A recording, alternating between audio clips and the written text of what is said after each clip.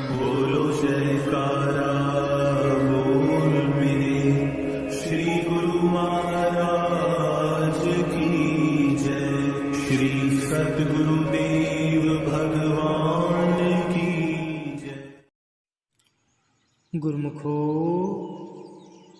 बाजार में चाहे जितना प्रकाश हो, परंतु यदि किसी के घर में प्रकाश नहीं है तो वह घर की वस्तु को ढूंढ नहीं सकता।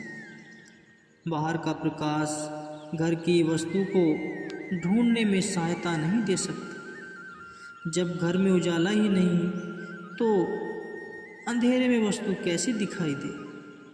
इसी प्रकार संसार की जितनी भी रचना है, जितने भी संसार के बाह्य पदार्थ एवं दृश्य दिखाई देते हैं, ये मनुष्य को मानसिक शांति नहीं दे सकते। जब तक मनुष्य के घट में ज्ञान का उजाला न हो, यह मानसिक शांति का भंडार होते हुए भी उसे प्राप्त नहीं कर सकता। वह आंतरिक प्रकाश जिससे मनुष्य के अंदर दुख क्लेश तथा ज्ञानता का अंधकार दूर हो सकता है, वह केवल सतगुरु के शब्द और सतगुरु के वचना अमृत द्वारा मिल सकता है। घट में प्रकाश होने पर ही अपने भीतर छुपे हुए सुख शांति के भंडार का रहस्य विदित होता है। यही आंतरिक शांति ही जीव की अपनी वस्तु है।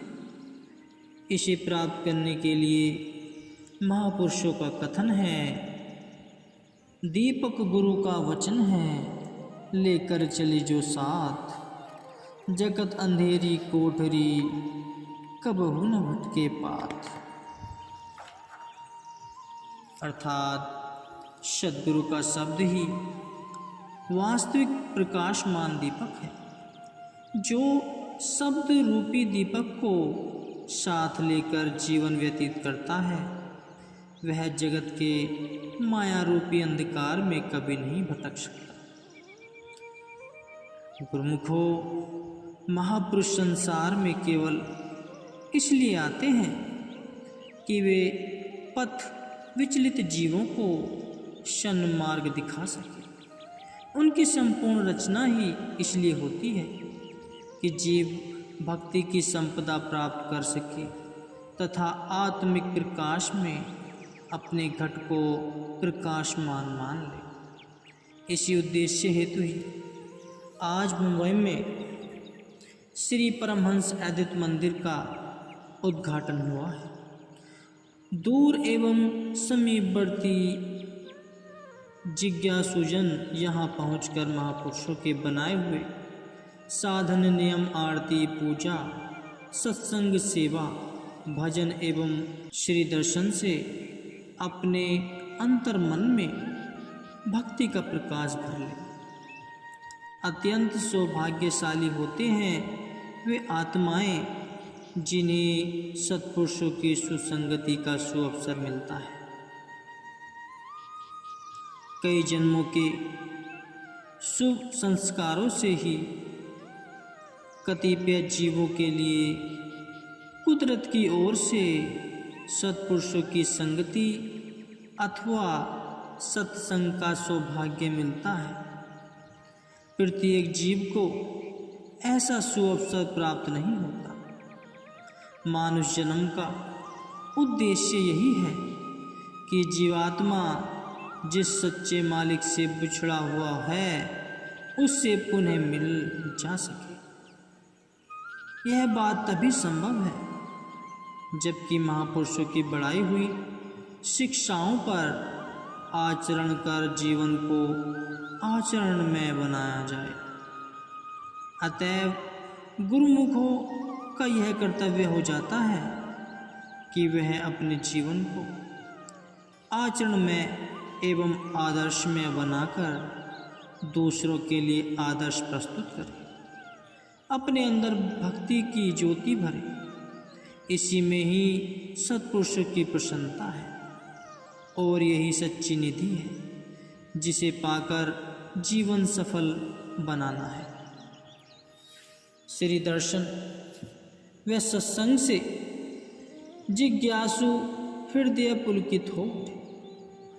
तत्पश्चात गुरु महिमा के भजन गाए गए व प्रसाद बांटा गया। इस बम्बई आश्रम का शुभ नाम अमरधाम श्री मुख से फरमाया। यहाँ पर समय अनुसार कृपा फरमाकर श्री सद्गुरु दाता दयाल जी इसे कृतार्थ करते रहते हैं। गुरुमुखो, यह सब लोग जानते हैं और नृत्य प्रति का अनुभव है कि जब शारीरिक स्वास्थ्य बिगड़ जाता है और रोग बढ़ जाता है तो मनुष्य को किसी डॉक्टर के पास अथवा किसी अस्पताल में जाना पड़ता है। जब तक वह किसी योग्य चिकित्सक के पास नहीं जाता तब तक उसका रोग दूर नहीं हो सकता। इसी प्रकार ही जब मानसिक स्वास्थ्य खराब हो जाए, आंतरिक अवस्था बिगड़ जाए तो वह चाहे कि मैं शारीरिक अस्पताल में जाकर स्वस्थ हो जाऊं तो ऐसा कदापि नहीं हो सकता। मानसिक रोगों को दूर करने के लिए रूहानी चिकित्सालय की ही जरूरत पड़ती है। जब तक रूहानी चिकित्सालय में नहीं जाएगा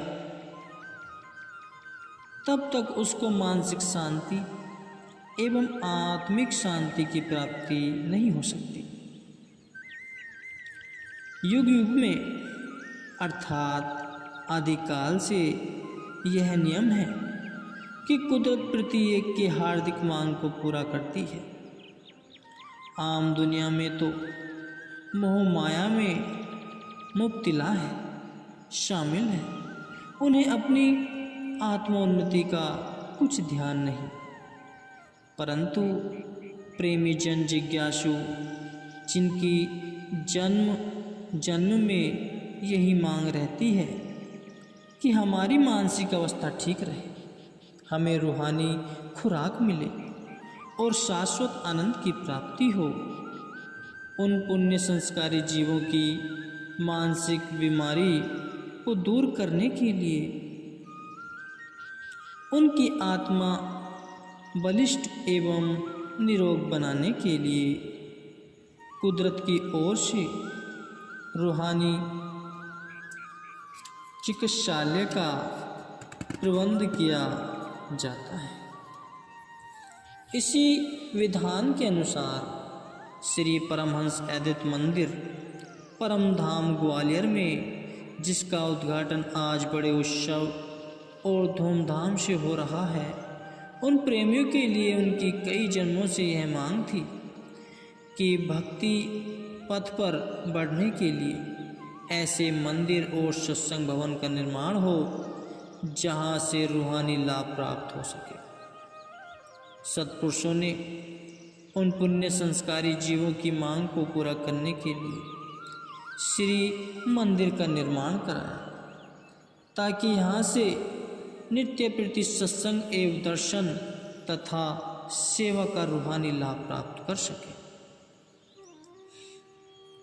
गुरुमुखों एवं भक्ति अभिलाषी रूहों की आंतरिक यही पुकार थी कि मानसिक रोग की औषधि मिले और आत्मिक लाभ की खुराक मिले तथा परमात्मा से बिछड़ी आत्मा मालिक से मिल जाए। अब विचार करो कि ऐसा कार्य कहाँ पर हो सकता है। यह कार्य जब भी संपन्न होगा भक्ति के केंद्र में ही जाने से होगा, और हो सकता है यह भक्ति देश अथवा विदेश कहीं भी भ्रमण कर लो, दुनिया में खोज लो, यह भक्ति के केंद्र के अतिरिक्त कहीं भी प्राप्त न हो सकेगी।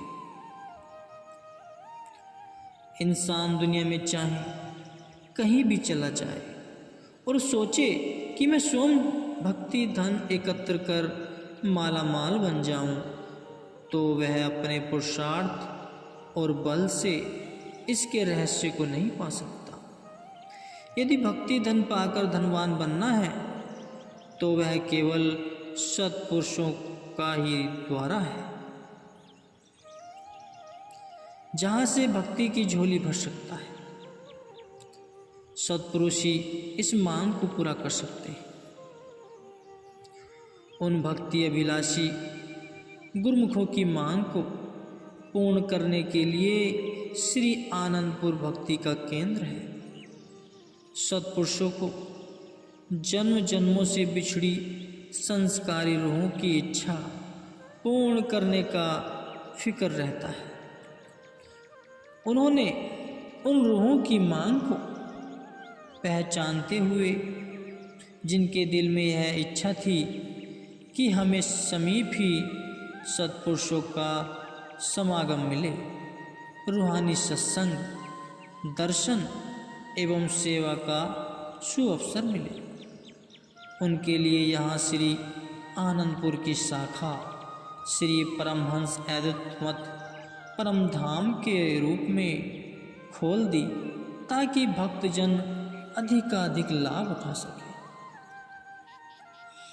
जिस प्रकार महापुरुष गुरुमुख जिज्ञासाओं के लिए प्रयत्नशील रहते हैं कि उन्हें वह चीज़ मिले जो बादशाहों के खजाने में भी नहीं मिल सकती, ये उसी अनमोल भक्ति धन से मालामाल हो जाए, तो गुरुमुखों का भी यही कर्तव्य हो जाता है। किसी जिंदगी जो अल्प समय के लिए मिली है, उसे भक्ति परमार्थ में लगाकर सत्पुरुषों द्वारा बनाए हुए नियमों पर चले। इससे अंतर में सच्ची खुशी भरकर मिल जाती है। नाम की कमाई करने से मन निर्मल हो जाता है। अतः आरती, पूजा, सेवा, सत्संग व दर्शन से लाभ उठाकर परमार्थ की ओर अग्रसर होते हुए दुनिया में एक आदर्श बन जाए, जिससे मानव जीवन सार्थक हो जाए। इसके पश्चात जब विशाल सत्संग भवन का शुभ उद्घाटन हुआ, सब संगत इस दिव्य दृश्य एवं महापुरुषों के सत्संग प्रवचनामृत का पान कर कृत्य हो सत्पुरुषों के महान उपकारों का गायन करने लगे।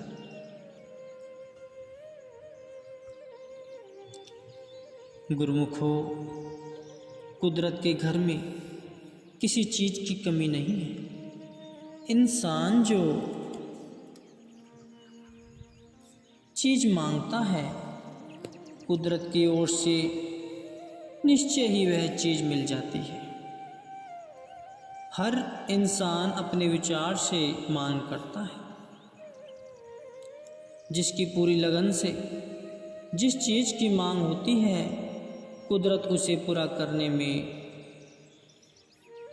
संलग्न हो रहते हैं। एक मनुष्य धन की ख्वाहिश रखता है, उसे धन मिल जाता है। दूसरा मान बढ़ाई मर्तबा चाहता है, उसे मान, प्रतिष्ठा, पदवी आदि मिल जाती है। तीसरा कुटुंब परिवार की इच्छा करता है, तो कुदरत उसे पूरा करती है। अर्थात प्रत्येक मनुष्य अपनी ख्वाहिश के अनुसार मांग करता है।